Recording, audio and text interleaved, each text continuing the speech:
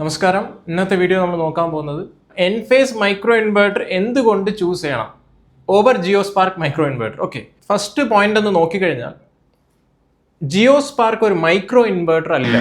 Micro ഇൻവെർട്ടറുടെ definition എന്താണെന്ന് നിങ്ങൾക്ക് നോക്കാം. അതായത് one inverter one panel per inverter എന്നാണ് അതിൻ്റെ ഡെഫിനേഷൻ. അതായത് DC to AC കൺവേർഷൻ നടക്കുമ്പം ഒരു പാനലിന് ഒരു ഇൻവെർട്ടർ വീതം എന്നാണ് അർത്ഥം. മനസ്സിലായില്ലേ? പക്ഷേ എൻഫേസിൽ നോക്കിക്കഴിഞ്ഞാൽ ഒരു പാനൽ ഒരു ഇൻവെർട്ടറാണ്. ഓക്കെ, അപ്പം അതാണ് മൈക്രോ ഇൻവെർട്ടർ എന്ന് പറയുന്നത്. ഓക്കെ, സെക്കൻഡ്ലി നമ്മൾ നോക്കുമ്പം ഈ ജിയോസ്പാർക്ക് എന്ന് പറയുന്നത് ഒരു ക്വാഡ് ഇൻവെർട്ടറാണ്. ഓക്കെ, ക്വാഡ് മൈക്രോ ഇൻവെർട്ടർ എന്ന് കുറച്ച് പേര് പറയുന്നുണ്ട്. ശരിക്കും അത് തെറ്റിദ്ധാരണയാണ്. മുമ്പൊക്കെ നോക്കിക്കഴിഞ്ഞാൽ നമുക്ക് സെൻട്രൽ ഇൻവെർട്ടർ ആയിരുന്നു. ഓക്കെ, വലിയ വലിയ പവർ പ്ലാന്റിൽ സെൻട്രൽ ഇൻവെർട്ടർ ആയിരുന്നു. സെൻട്രലിന് ശേഷം സ്ട്രിങ് ഇൻവെർട്ടർ, സ്ട്രിങ്ങിന് ശേഷം ഓപ്റ്റിമൈസർ, പിന്നീട് മൈക്രോ ഇൻവെർട്ടർ. അപ്പം ഈ സ്ട്രിങ്ങിനും മൈക്രോയ്ക്കും നടുക്കുള്ള സിസ്റ്റമാണ് ക്വാഡ് ഇൻവെർട്ടർ. അപ്പോൾ ക്വാഡ് ഇൻവെർട്ടർ എന്ന് പറഞ്ഞാൽ എന്താണ്? 4 പാനലിൽ ഒരു ഇൻവെർട്ടർ. ഓക്കെ, ഈ ഇൻവെർട്ടറിൽ 4 MPPT ഉണ്ടെന്നേ ഉള്ളൂ, അല്ലാതെ ഇത് ഓരോ പാനലിലും ഒരു ഇൻവെർട്ടർ അല്ല. അപ്പോൾ ഇതൊരു ക്വാഡ് ഇൻവെർട്ടറാണ്. സ്ട്രിങ് ഇൻവെർട്ടറിനും മൈക്രോ ഇൻവെർട്ടറിലും നടുക്കത്തെ ഒരു സംവിധാനമാണ് ക്വാഡ് ഇൻവെർട്ടർ എന്ന് പറയുന്നത്. അപ്പോൾ ഈ തെറ്റിദ്ധാരണ നമുക്ക് ഒഴിവാക്കാം.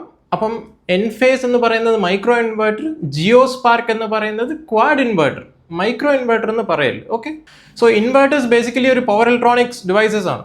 എപ്പോൾ വേണമെങ്കിലും നമുക്ക് കേട് സംഭവിക്കാം. ഓക്കെ, അപ്പോൾ നമുക്ക് ഒരു പാനലിൽ ഒരു ഇൻവെർട്ടർ, ഇപ്പം ഒരു ഇൻവെർട്ടർ കേടായി കഴിഞ്ഞാൽ നമുക്ക് ആ ഒരു പാനലിൽ ജനറേഷൻ മാത്രമേ ബാധിക്കുന്നുള്ളൂ.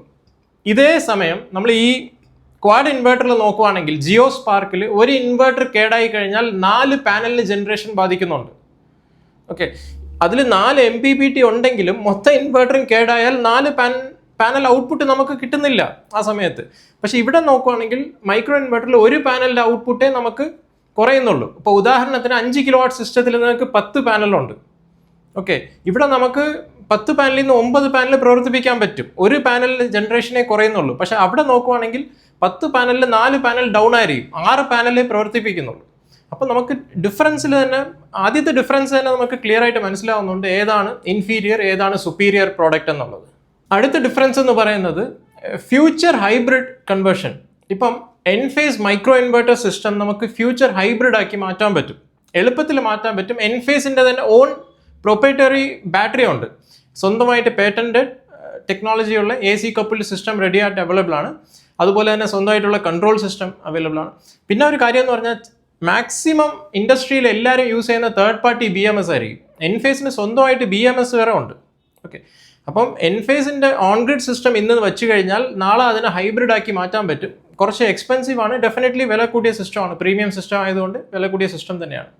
വേറസ് ജിയോസ്പാർക്ക് ഇൻവെർട്ടർ ഇതിൻ്റെ മാനുഫാക്ചറിങ് നോക്കിക്കഴിഞ്ഞാൽ ഇത് കാനഡയിൽ മാനുഫാക്ചറിങ് ചെയ്യുന്നുണ്ടെന്ന് പറയുന്നുണ്ട്, അതുപോലെ ചൈനയിൽ മാനുഫാക്ചറിങ് ചെയ്യുന്നുണ്ടെന്ന് പറയുന്നുണ്ട്. ഏതാണെന്നുള്ളത് വ്യക്തമല്ല. പക്ഷേ ഇവിടെ ജിയോ ആണ് ഡിസ്ട്രിബ്യൂട്ട് ചെയ്യുന്നത് ഇന്ത്യയിൽ. സോ ഇതിൽ 2 or 3 partners, 2 or 3 companies involve ആണ്.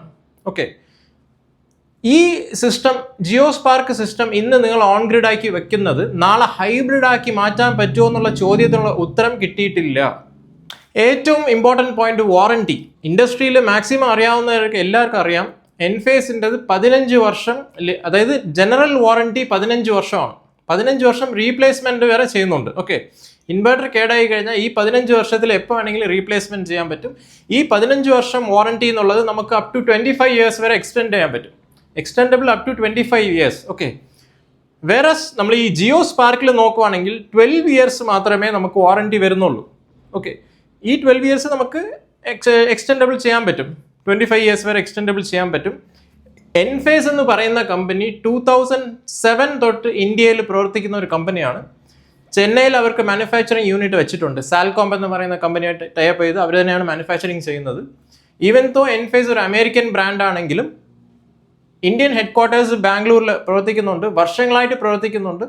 അവരുടെ ഇൻവെർട്ടേഴ്സ് കേരളത്തിൽ തന്നെ ലാക്സ് ഓഫ് ഇൻവെർട്ടേഴ്സ് ചെയ്തിട്ടുണ്ട്. ഓക്കെ, ജിയോസ്പാർക്ക് എന്ന് പറയുന്ന ബ്രാൻഡ് വന്നിട്ട് ഒരു 1 to 2 ഇയേഴ്സ് ആവുന്നതേ ഉള്ളൂ. Okay, so the failure rate will be much higher. എൻഫേസിൻ്റെ ഫെയിലിയർ റേറ്റ് എന്ന് പറയുന്നത് വെരി ലെസ് ദൻ 0.5% താഴെയായിരിക്കും.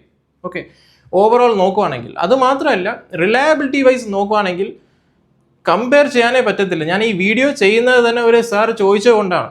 നമുക്ക് എൻഫേസ് എന്തുകൊണ്ട് ചൂസ് ചെയ്യണം ജിയോ സ്പാർക്കിനെ കമ്പയർ ചെയ്യുമ്പം എന്ന് ചോദിച്ചുകൊണ്ടാണ്. Okay, very important parameter. അടുത്ത പാരാമീറ്റർ നമ്മൾ നോക്കുന്നത് power versus output power versus temperature. ടെമ്പറേച്ചറിൽ നമുക്ക് ഓപ്പറേറ്റിംഗ് ടെമ്പറേച്ചർ ഉണ്ട്, ആംബിയൻ ടെമ്പറേച്ചർ ഉണ്ട്. അതായത് പവർ കർവ് എന്ന് പറയും. നമ്മൾ normally power electronics inverters choose ചെയ്യുമ്പോൾ പവർ കർവ്, അതായത് എപ്പോഴാണ് ഡീ റേറ്റിംഗ് വരുന്നത്, ഏത് ടെമ്പറേച്ചർ കൂടുമ്പോഴായിരിക്കും ഇതിൻ്റെ ഔട്ട്പുട്ട് ഡീ റേറ്റിംഗ് വരുന്നത്.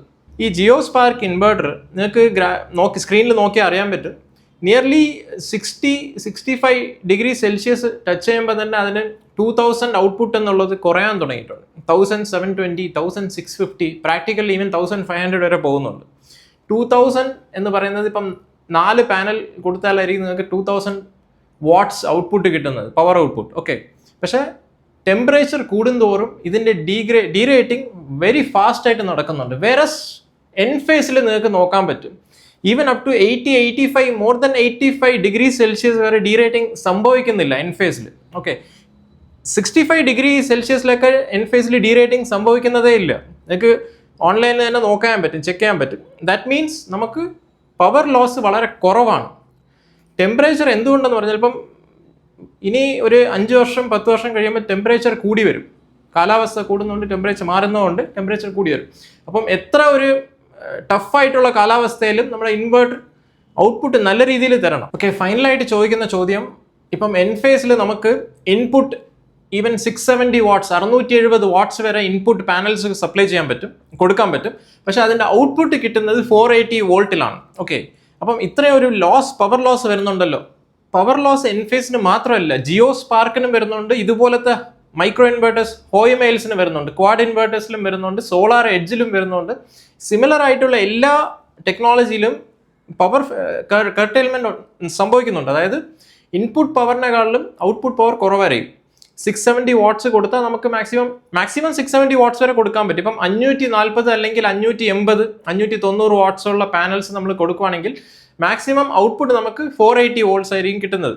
ചില ബ്രാൻഡ്സിൽ 470 ആയിരിക്കും, ചില ബ്രാൻഡ്സിൽ 490 വരെ കിട്ടുന്നുണ്ട്. ഓക്കെ, അപ്പം 500-ന് താഴെയല്ലേ കിട്ടുന്നുള്ളൂ. ഇപ്പോൾ ബാക്കിയുള്ള ഒരു സർട്ടൻ എമൗണ്ട് നമുക്ക് കിട്ടുന്നില്ലല്ലോ. നമ്മൾ മനസ്സിലാക്കേണ്ടത്, നമുക്ക് ഔട്ട്പുട്ട് എന്ന് പറയുന്നത് എനർജിയാണ്, യൂണിറ്റ്സ്. പവർ മൾട്ടിപ്ലൈഡ് ബൈ ടൈമാണ് നമുക്ക് യൂണിറ്റ്സ് എനർജി ആയിട്ട് കിട്ടുന്നത്. അപ്പം ഈ ഒരു മൈക്രോ ഇൻവെർട്ടർ ഒരു 5 കിലോട്ട് പ്ലാന്റ് വെച്ച് കഴിഞ്ഞാൽ നിങ്ങൾക്ക് നോർമലി 25 യൂണിറ്റ്സിൻ്റെ മേളിൽ നിസ്സാരമായിട്ട് കിട്ടും. നമുക്ക് ഓൾറെഡി നമ്മൾ വീഡിയോസിലൊക്കെ കാണാൻ പറ്റും. ജിയോ സ്പാർക്കിലും ചിലപ്പോൾ കിട്ടുമായിരിക്കും, ഡെഫിനറ്റ്ലി കിട്ടുമായിരിക്കും. എൻഫേസിൽ 100% കിട്ടുന്നുണ്ട്. സോ പവർ നമുക്കൊരു വലിയ ഫാക്ടർ അല്ല. നമുക്ക് ഈ പവർ വെച്ചിട്ട് എത്ര എനർജി ഉൽപ്പാദിപ്പിക്കാൻ പറ്റും എന്നുള്ളതാണ് നമ്മൾ നോക്കേണ്ടത്.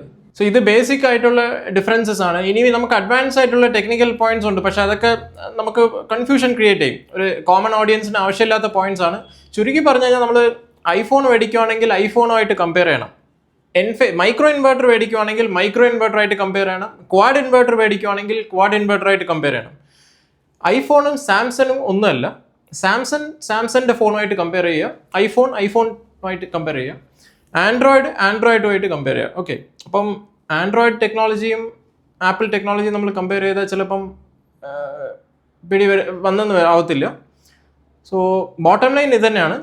Okay, micro inverter is A superior technology, quad inverter is a old technology.